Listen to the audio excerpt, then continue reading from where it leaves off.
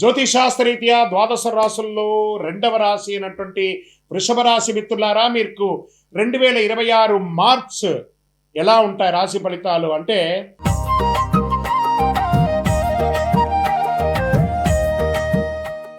వృషభ రాశి మార్చి గ్రహస్థితి మీ జీవితం ఎందుకు మలుపు తిరుగుతుంది అనేది వెళ్తాను చూడండి.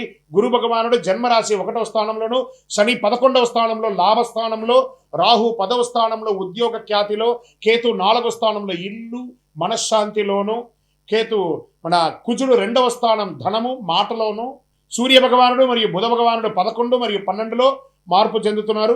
శుక్ర భగవానుడు 10వ స్థానంలో ప్రభావం చూపిస్తున్నారు. ఇది సాధారణ నెల కాదు, దేవుడు మీకు ఒక పరీక్ష, ఒక అవకాశం రెండు ఇస్తున్నాడు. చాలా అద్భుతమైనటువంటి నెలగా చెప్పవచ్చు. ఫస్ట్ మనము ప్రైవేట్ ఉద్యోగులు తీసుకుంటాం. రాహు 10వ స్థానంలో ఉన్న ఆకస్మిక మార్పులు. ఇంకా కొంచెం చెప్పాలంటే కొంతమందికి ఉద్యోగంలో ఇబ్బందులు కూడా వచ్చే అవకాశాలు ఉన్నాయి. ప్రిపేర్ అవ్వడంలో తప్పలేదు. మార్చి 17 తర్వాత ఇంటర్వ్యూలకి మంచి సమయం, ఉగాది తర్వాత అని చెప్పండి. ఏమైనా వచ్చినా కూడా చాలా అద్భుతంగా ఉంటుంది. కొత్త కంపెనీలో ఆఫర్ వచ్చే అవకాశం ఉంటుంది. అక్కడ బాగా స్ట్రాంగ్ అయిన తర్వాత ఈ ఉద్యోగాన్ని వదలండి. లేదా అది లేక ఇది లేక ఇబ్బంది పడతారు. ఇంకా విదేశాల్లో H1B రాలేదండి, నాకు మేము ఏం చేయాలి, మాకు పిక్ కాలేదు, మేము ఎలా ఉండాలి అని అనుకున్న వాళ్ళకి అందరికీ కూడా వెయిట్, ఇమీడియట్గా వచ్చేయకండి. అక్కడ ఏదో తిప్పలు పడి కొంచెం సాధించండి. ఒక 1 ఇయర్ వెయిట్ చేయండి. ఇక్కడికి వస్తే ఇంకా మోసంగా ఉంది. కాబట్టి ఉన్న స్థలంలోనే ఉండండి. ఇంకా వెయిట్ చేయండి, భగవంతుడిని నమ్మండి. తప్పకుండా మీకు మంచి రోజులు రాబోతున్నాయి. వృషభ రాశి మిత్రులారా, మీరు సాధించడానికి కోసమే పుట్టారు. ఇంకా ప్రభుత్వ ఉద్యోగానికి వచ్చేటప్పటికి పై అధికారుల నుంచి కాస్త ప్రశంసలు పొందే అవకాశాలు ఉన్నాయి. మీరు చేసిన ఒక గొప్ప పనికి వాళ్ళు ప్రశంసించే అవకాశాలు ఉన్నాయి. పదోన్నతి యోగం ఉంది. పాత ఫైల్ ఒకటి అకస్మాత్తుగా ముందుకు వస్తుంది. ఆహా, ఇది ఎన్నో రోజులుగా మిస్ అయిపోయానే, ఇది ఇప్పుడు దొరికింది అని ఒక అద్భుతమైనటువంటి భావన చేసుకుంటారు. చాలా అధికమైనటువంటి ఆత్మవిశ్వాసం వల్ల సమస్యలు వచ్చే అవకాశం ఉంటుంది.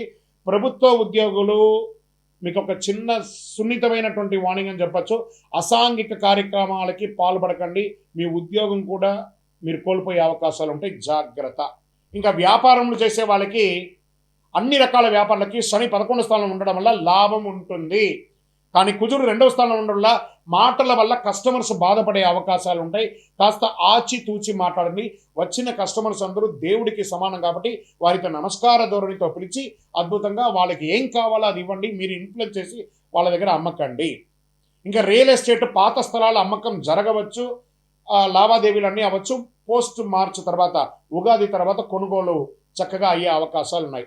ఇంకా ఫ్యాక్టరీ ఇండస్ట్రీస్ మెయింటైన్ చేసే వాళ్ళు యంత్రాలకి కాస్త ఓవరాయిల్ చేయడము, ఈ మరమ్మతులన్నీ కూడా చేయడము, లేదా విదేశాల నుంచి మంచి మిషనరీస్ దింపడం అంతా కూడా ఏప్రిల్ తర్వాత మీకు చాలా బాగుంటుందని కూడా చెప్పచ్చు.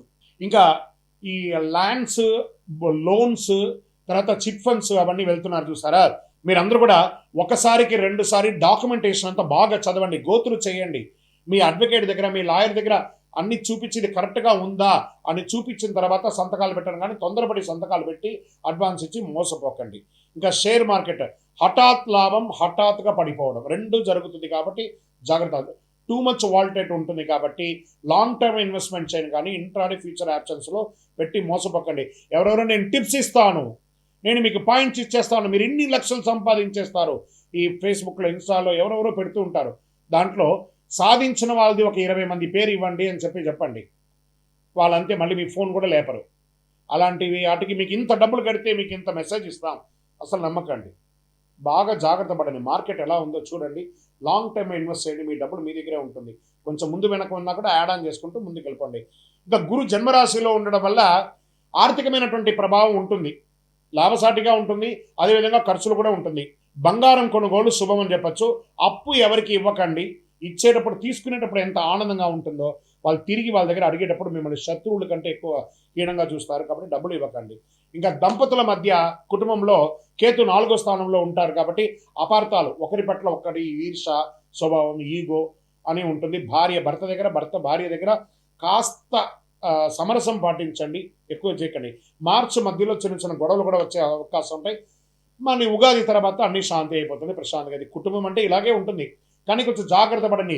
ఇలాంటి నెగిటివ్స్ వచ్చినప్పుడు ఎలా కేర్ తీసుకోవాలో మీకు మీరే ఆలోచించుకోండి. ఇంకా ప్రేమికుల మధ్య పాత ప్రేమ తిరిగి రావచ్చు. ఒక రహస్య విషయం బయటపడే అవకాశం ఉంటుంది, జాగ్రత్త. కుటుంబంలో తల్లి యొక్క ఆరోగ్యం జాగ్రత్త. ఇంట్లో శుభకార్య యోగం, గృహప్రవేశం, ఉపనయనం, వివాహం, ఇలాంటి చాలా అద్భుతమైనటువంటి భూమి పూజ ఇలాంటివి వచ్చే అవకాశాలు ఉంటాయి. కాబట్టి సీమంతాలు ఇవన్నీ కూడా జరిగే అవకాశాలు ఉన్నాయి. ఇంకా సోదర సోదరీల మధ్య ఆర్థిక సహాయం చేస్తారు. భాగస్వామి దగ్గరతో ఉంటుంది. ఎప్పటి నుంచో మీకు తల్లిదండ్రులు ఇచ్చినటువంటి ఆస్తిపాస్తులు, అన్నదమ్ములు, అక్కచెల్ల గొడవలు ఉంటే అవన్నీ కూడా తొలగిపోతాయి. వ్యవసాయదారులకి విత్తనాలు జాగ్రత్తగా ఎంపిక చేసుకోండి. నాసి రకం విత్తనాలతో మీరు ఇబ్బంది పడే అవకాశాలు ఉన్నాయి. నీటి సమస్య తాత్కాలికమే, అద్భుతంగా ఉంటుంది. పశువులకి వైద్యం అవసరం ఉంటుంది, చూసుకోండి. కోర్టు వ్యవహారాలకు వచ్చేటప్పటికీ పాత కేసు మీ వైపు మలుపు తిరిగే అవకాశాలు ఉన్నాయి. మార్చి 20 తర్వాత అనుకూలమైనటువంటి నిర్ణయాలు, జడ్జిమెంట్ కూడా వస్తుంది. మధ్యవర్తిత్వం మంచిది కాదు. ఇంకా విద్యార్థులకు వచ్చేటప్పటికి పోటీ పరీక్షలు రాసేవారికి శ్రమ రెట్టింపుగా ఉంటుంది. విదేశీయ విద్యకు యోగంగా ఉంటుంది, జాగ్రత్తగా ఉండండి. ఐటీ, బ్యాంక్, హాస్పిటల్ రంగాల్లో చాలా స్ట్రెస్ పొందే అవకాశాలు ఉన్నాయి. కాస్త మీరు యోగా, ధ్యానం లాంటివి ఎక్కువ చేయండి. ఇంకా ఆరోగ్యపరంగా గొంతు, ఈ కంఠంకి సంబంధించి, ఈ యొక్క వోకల్కి సంబంధించి ప్రాబ్లం వచ్చే అవకాశం ఉంటుంది. టాన్సిస్ లాంటిది, చిన్న చిన్న శస్త్రచికిత్స కూడా అవకాశం ఉంటుంది. మంచి డాక్టర్ దగ్గర వెళ్ళి చక్కగా ఒక మాస్టర్ చెకప్ ఒకటి చేసుకోండి. నిద్రలేమితనం చేసుకోండి. మార్చి 10-15 మధ్యలోనే ఈ సర్జరీస్ వచ్చే అవకాశాలు ఉన్నాయి. ఉదయం కాస్త వ్యాయామం చేయండి, నడక చేయండి. పాలు, పెరుగు కాస్త తగ్గించండి. మంచినీళ్ళు ఎక్కువ తాగండి. నిమ్మరసం ఎక్కువ తాగండి. వేయించినవి కాస్త తగ్గించండి. ఈ డీప్ ఫ్రైడ్ ఐటమ్స్ అని కొంచెం తగ్గించండి. మీరు చేయవలసినటువంటి పరిహారాలు ఏంటి? శక్తివంతమైనటువంటి పరిహారాలు చెప్తాను, బాగా వినండి. దీని కానీ పాటిస్తే ఈ మార్చి నెల మీకు యోగంగా ఉంటుంది.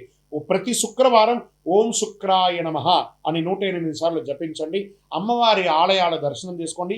వీలుంటే చండీ సప్తసతి పారాయణం చేయండి. ఇంట్లో అమ్మవారికి ప్రదక్షిణం చేయండి. ఆ నిమ్మకాయ దీపం వెలిగించండి. స్త్రీ పురుషులు ఎవరైనా కూడా రాహుకాల సమయంలో తెల్లని పూలతో అమ్మవారికి అర్చన చేయండి. పేద బాలికలు ఉంటారు కదా, ఆడపిల్లలు ఉంటారు కదా, వాళ్ళకి వస్త్రం ఇవ్వండి, లేదా పుస్తకం ఇవ్వండి, పెన్సిల్ ఇవ్వండి, స్లేట్ ఇవ్వండి. పేదవాళ్ళకి చక్కగా చేయండి. నవగ్రహ ప్రదక్షిణం ప్రతిరోజు 19 ప్రదక్షిణాలు చేయండి. ఒక్క 5 నిమిషాలు మనం కేటాయిస్తే ఆ దేవాలయంలో పోయి 19 ప్రదక్షిణాలు చేయడం వల్ల కనెక్టివిటీ అనేది, నాకు టైం లేదండి, భగవంతుడికి కూడా టైం లేదండి. భగవంతుడి దగ్గర మనం అపాయింట్మెంట్ తీసుకోవాలి. కాబట్టి జాగ్రత్త. వృషభ రాశి మిత్రులారా, అదృష్ట సంఖ్య 6 మరియు 2. అదృష్ట రోజు శుక్రవారం. అదృష్ట రంగు తెలుపు మరియు లైట్ గ్రీన్ అని కూడా చెప్పొచ్చు. అదృష్ట దిక్కు ఈశాన్యం అని కూడా చెప్పొచ్చు. ఇక వృషభ రాశి వారికి మార్చ్ ఒక దివ్య మార్గదర్శనం అని చెప్పొచ్చు. మీరు గర్వాన్ని వదిలితే దేవుడు గౌరవం ఇస్తాడు మీకు. బాగుంది కదా. మీరు కోపాన్ని నియంత్రిస్తే ధనం లభిస్తుంది. ఇలా మీరు తీసుకునే ఒక నిర్ణయం మీ కుటుంబ భవిష్యత్తుని శాసిస్తుంది. నమ్మకం ఉంచండి, ధైర్యంగా ముందుకు పోయండి. శుక్ర కృప పొందండి. విజయోస్తు. ఇంకను ఇది గోచార ప్రకారం చెప్పాను కదా. మీ యొక్క వ్యక్తిగత జాతకం తెలుసుకోవాలనుకుంటున్నారంటే మీ పేరు, మీ డేట్ ఆఫ్ బర్త్, మీ టైమ్ ఆఫ్ బర్త్, మీ ప్లేస్ ఆఫ్ బర్త్ మా యొక్క స్క్రీన్లో కనబడుతున్నటువంటి నెంబర్కి వాట్సప్ చేయండి, కాల్ చేయకండి. మా అడ్మిన్స్ మీకు రిప్లై ఇస్తారు. మాతో అపాయింట్మెంట్ పొందాలనుకుంటే విజయోస్తు.